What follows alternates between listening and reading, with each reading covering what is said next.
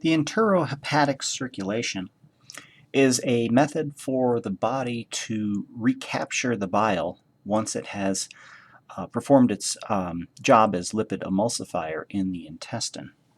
So let's take a look at this circulation. Here's our liver, which is producing our bile salts.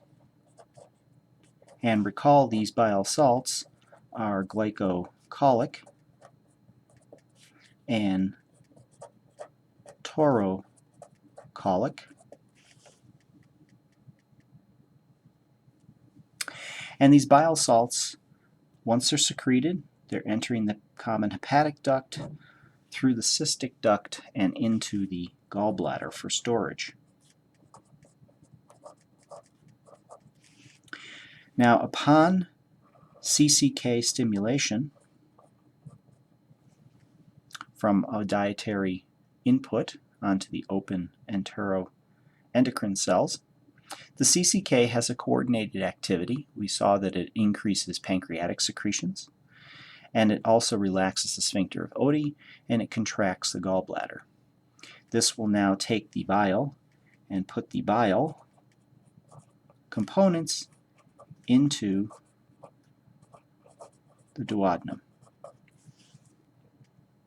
Once the bile is in the duodenum, we can now perform our function of emulsifying fats. And again, the emulsification of fats is simply to increase the surface area to volume ratio so that there's a greater efficiency of the digestive process on the fats.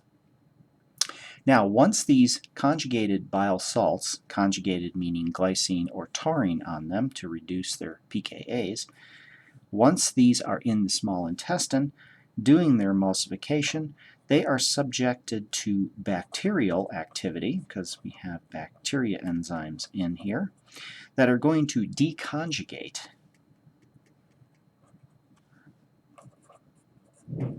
the bile salts. This is effectively going to remove the glycine or taurine, and we are going to make the return to the bile acids. Now, bile is a very important feature to digest fats, but it's also a very expensive molecule to make for the body. And what do I mean by expensive? Expensive because, remember, these come from cholesterol. And this is a great way to get rid of cholesterol, but what happens per se that you have a normal level of cholesterol in the body and you really don't want to lose any cholesterol?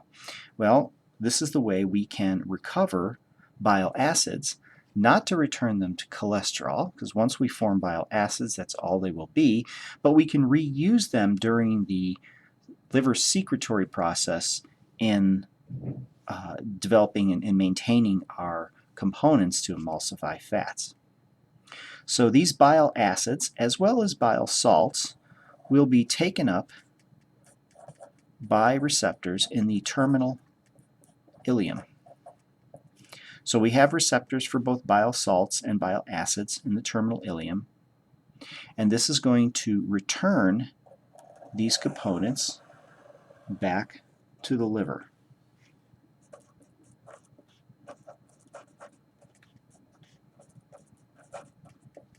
The bile acids that enter the hepatocyte will be reconjugated with glycine and taurine to form glycocholic and taurocholic acids. The bile salts that are taken up are simply secreted into the canalicular space and stored in the gallbladder. Now, once these bile acids and salts enter the bloodstream through the terminal ileum, they go to the liver through the portal circulation. How are they taken up by the liver? How are they specifically recognized? Well, recall our structure of the hepatocyte. We have our apical surface. We have our basal surface. This is the canalicular space. And on the apical surface, recall that we have our fenestrated endothelium This is our portal supply, and this is our space of dis. So the unconjugated bile acids, as well as the conjugated bile salts, will enter through these fenestrations and have access to the apical surface of the hepatocyte. On the apical surface, we have a transporter that recognizes both bile salts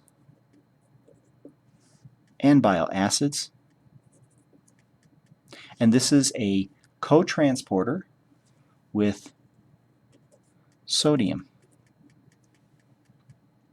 So the bile acid is being taken up by sodium.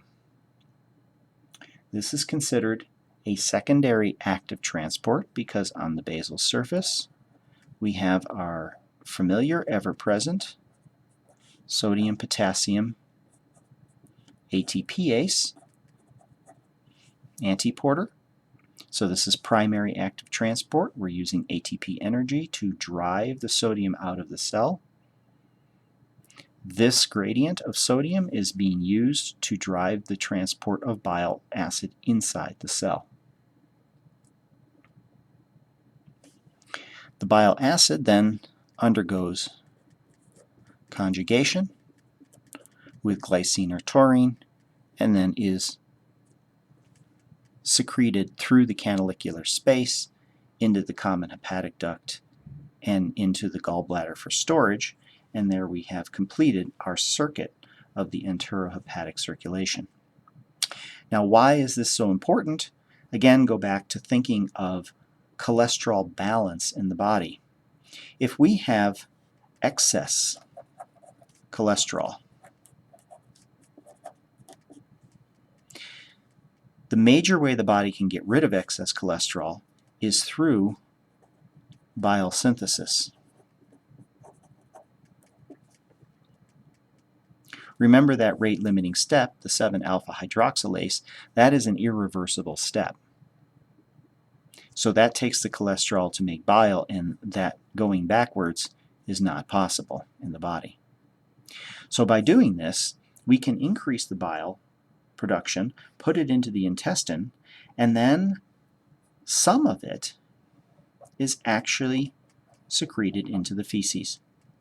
The majority of it ends up being taken up by the terminal ileum and put into the enterohepatic circulation.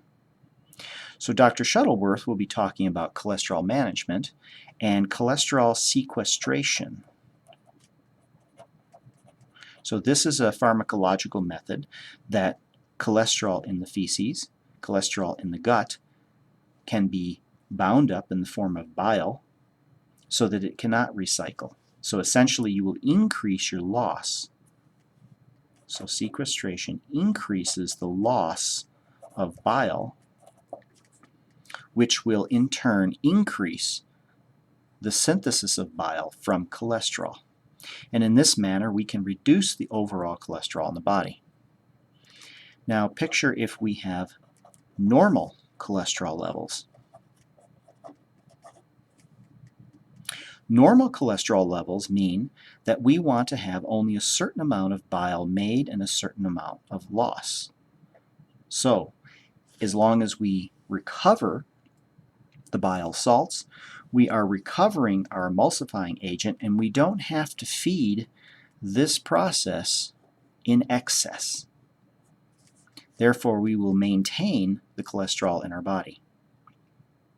Cholesterol is a very, very expensive molecule to make. It takes an enormous amount of energy. And so if you have a normal level of cholesterol, let's not reduce that normal level to subnormal, because then you're going to ask the body to increase synthesis of cholesterol and use energy that is not necessary. So in that way, we can recover the bile and just continue to cycle it around and conserve our conversion of cholesterol into bile. Again, if we have excess cholesterol, you'll hear me talk a lot about the Western diet. we tend to have an excess of cholesterol, that is going to increase our output of bile synthesis, and if we can sequester it, have less going back into the body, we can have a net gain of cholesterol exiting the body.